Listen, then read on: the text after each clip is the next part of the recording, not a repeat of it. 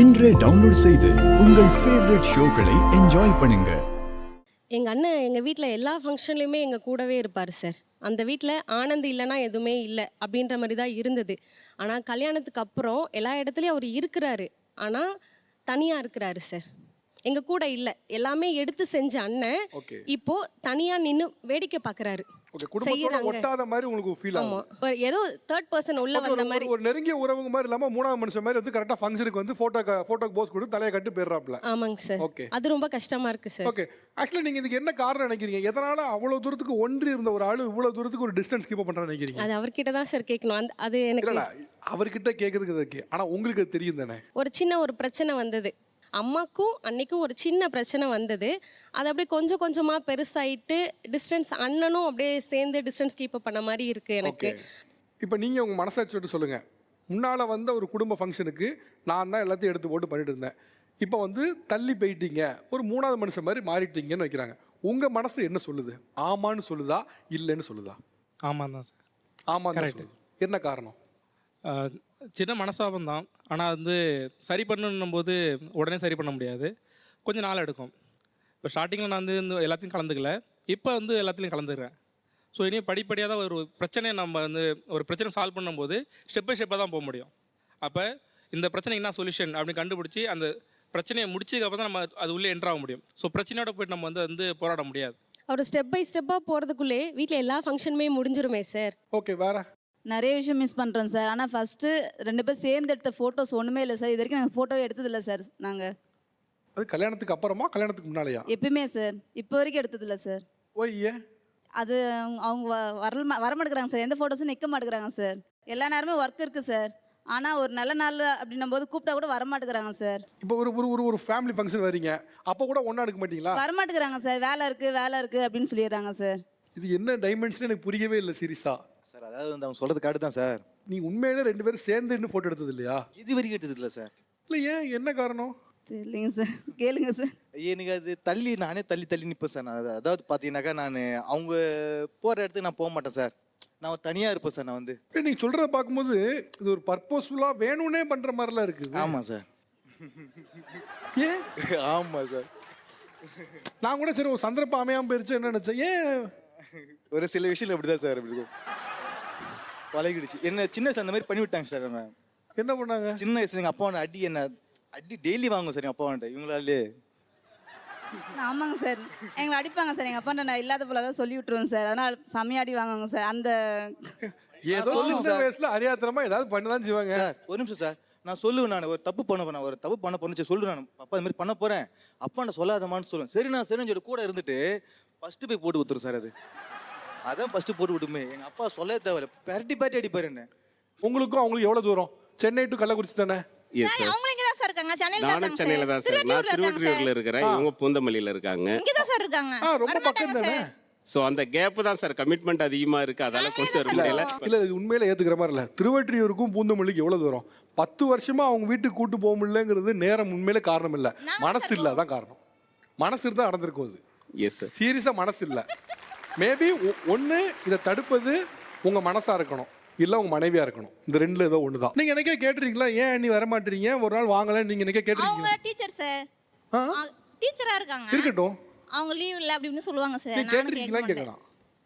கேட்டுப்பேன் sir, வர மாட்டாங்க sir. கேட்கல ஆனா எங்களை வந்து கூப்பிடுவாங்க சார். இல்ல நீ கேட்டிருக்கேங்கறது நீ சொல்ற நம்பர் இல்ல சார், இது கேட்டிருக்கேன் சார். இல்ல சார், இது ஒரு கேட்கல, இது ஒரு பிரச்சனை ஒண்ணு இருக்கு. இல்ல நீங்க யோசிச்சு தான் நீங்க தான் சொன்னீங்க. கூப்பிடுறீங்க. உங்க தங்கச்சி சைடுல இருந்து எனக்கு ஏன் ஃபோன் பண்ணல? நீங்க இது வரைக்கும் ஏன் கேட்கல? நீங்க ஒரு வீட்டுக்கு வரலன்னு புகார் சொல்லும்போது நம்ம அந்த வீட்டுக்கு கூப்பிட்டுருக்கோமான்னு ஒண்ணு இருக்குல்ல. கூப்பிடுவேன் சார், வர மாட்டாங்க சார். ஆக்சுவலி என்னன்னா நீங்க போய் சொல்றீங்க. இல்லைங்க சார், நீங்க போய் சொல்றீங்க. ஏன்னா முதல்ல நீங்க சொல்லும் போது நீங்க கேட்டப்போ நீங்க ஒரு நிமிஷம் யோசிச்சீங்க, நீங்க ஸ்டன் ஆனீங்க, அப்புறம் சிரிச்சுட்டே போய் சொன்னீங்க. நீங்க போய் தான் சொல்றீங்க. இப்போ நீங்க உடச்சி பேசணும்னா அவங்க எங்க இதுல இந்த முரண்பாடை எங்க வச்சுக்கிட்டே இருக்காங்க நினைக்கிறீங்க?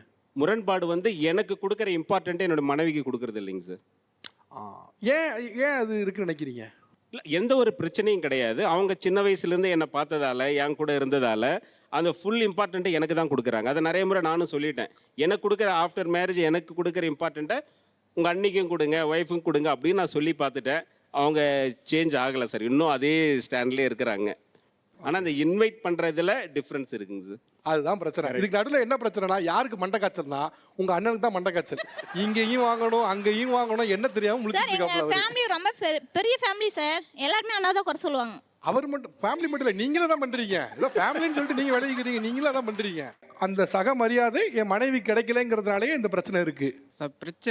பிரச்சனை இருக்குது எங்கள் ஒய்ஃப்கிட்ட. இது என்னன்னா, எங்கள் வீட்டில் எனக்கு நிறைய மரியாதை தராங்க. மரியாதை உண்டு, எல்லாமே உண்டு. அங்க பார்க்காம பேசுங்க சரியா? இப்பவே முகம் மாறிடுச்சு. அதாவது எனக்கு தராங்க, மரியாதை தராங்க. எங்கள் ஒய்ஃபுக்கு ஏன் தரமாட்டுறாங்கன்னா, எங்கள் ஒய்ஃப் வந்து கரெக்டாக கேள்வி கேட்குறாங்க வீட்டில்.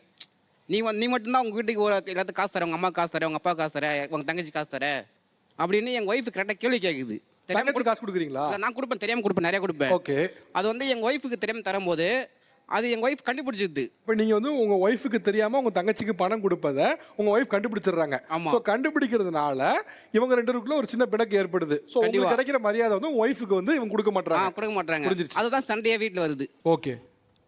எனக்கு எங்கள் அண்ணா ரொம்ப பிடிக்கும் சார். எனக்கு சொல்லப்போனால் இன்னொரு சாமின்னு சொல்லுவேன். ஏன்னா எங்கள் அண்ணன் எனக்கோசரம் 10 வருஷம் வாழ்க்கை தியாகம் பண்ணான் சார். என்ன நான் சின்ன பிள்ளையிலேருந்து என்னை படிக்க வச்சது எல்லாமே எங்கள் அண்ணன் தான் சார்.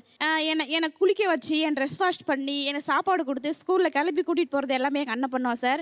அதேமாதிரி எங்கள் ஊரில் 4th முடிச்சதுக்கப்புறம் வெளியில் போய் தங்கி படிக்கணும். எங்கள் ஊர் நான் தான் ஃபஸ்ட்டு போய் வெளியூரில் தங்கி படித்த பொண்ணு நான் தான் சார். பாண்டிச்சேரியில் படித்தேன் நான் போயிட்டு. எனக்கு ஸ்கூல் ஃபீஸ் கட்டினது எல்லாமே எங்கள் அண்ணன் தான் சார். எனக்கு பேரண்ட்ஸ் மீட்டிங் வந்து எங்கள் அப்பா அம்மா வர மாட்டாங்க, எங்கள் அண்ணன் தான் வருவான். செகண்ட் சண்டே வருதுன்னு சொன்னாவே சாட்டர்டே நைட்டு வந்து எனக்கு ரொம்ப சந்தோஷமாக இருக்குது, அண்ணன் வருவான். ஏன்னா எங்கள் அண்ணன் பேக் மாட்டிட்டு வருவான். பேக் நிறைய தின்றதுக்கு நிறைய கொண்டு வருவான். எனக்கு எங்கள் அண்ணன் பார்க்க சந்தோஷமாக இருக்கும். எங்கள் அண்ணன் வந்து டிரைவர் சார், கார் ஓட்டிகிட்டு இருக்கான். பிகாம் சிஏ நான் படித்தேன். எனக்கு சொல்லப்போனால் பிகாம் சிஏ ஃபுல் ஃபார்ம் எனக்கு தெரியாது. எனக்கு எங்கள் அண்ணன் சொல்லி தான் பிகாம் சிஏ காலேஜ் படித்தேன். நான் காலேஜ் படிக்கும்போது சார் 3 வருஷம் படித்தேன். ஃபுல் அண்ட் ஃபுல் நான் படித்தது எல்லாம் ப்ரைவேட்டு தான். ஸ்கூலு காலேஜ் எல்லாம் ப்ரைவேட்டு தான் சார். எனக்கு ஃபுல்லாக படிக்க வச்சது எங்கள் அண்ணன் தான் சார். எங்கள் அப்பா அம்மா இருந்தான் தான்.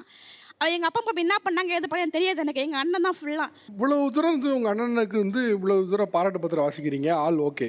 இப்போ அவருக்கு இப்படி ஒரு பிரச்சனை இருக்குது, நெருக்கடி இருக்குங்கப்போ நீங்களே நடுவில் வந்து இந்த பிரச்சனை சால்வ் பண்ணியிருக்க வேண்டாமா? சார் அவன் கல்யாணம் பண்ணல ஆளே மாறிட்டான் சார். அவன் சின்ன வயசுலேருந்து கரெக்டாக பர்த்டேக்கு ஃபஸ்ட்டு விஷ் 12 o'clock ஷார்ப்பாக அண்ணன் தான் சார் பண்ணுவாங்க. கல்யாணம் ஆகி 2 years ஆச்சு. போன வருஷம் வந்து பர்த்டேக்கு 12 o'clock ஃபஸ்ட்டு விஷ் அவங்ககிட்டேருந்து நான் ரொம்ப எக்ஸ்பெக்ட் பண்ணேன். பட் ஆனால் இந்த போன வாட்டி பர்த்டே அப்போது விஷ் பண்ண ஈவினிங் தான் சார் விஷே பண்ணாங்க. இதுக்கும் அண்ணியோட வருகைக்கு என்ன சம்பந்தம்? கல்யாணத்துக்கு முன்னாடி 12 o'clock வரைக்கும் கரெக்டாக விஷ் கல்யாணம் ஆனதுக்கு பண்ணாங்க. அப்புறம் மாறிட்டேன்னா அது காரணம் அண்ணி தான்டா. இது ஒரு நூதனமான ஒரு விஷயம் தான். அது எனக்கு அவங்களா இருக்குமான்னு தெரியல, ஆனால் அவங்க வந்த பிறகு தான் நடக்க. அப்போ அவங்க தான் இல்லை, அது மறந்துட்டேன் சார். அது வந்து மறந்துட்டேன், அதான் உண்மை, மறந்துட்டோம் சார். அன்னி பர்த்டே மட்டும் ஞாபகம் இருக்குல்ல, கரெக்டாக அப்போ மட்டும் 12 o'clock விஷ் பண்ணுறாங்க. அது எப்படி உங்களுக்கு தெரியும்?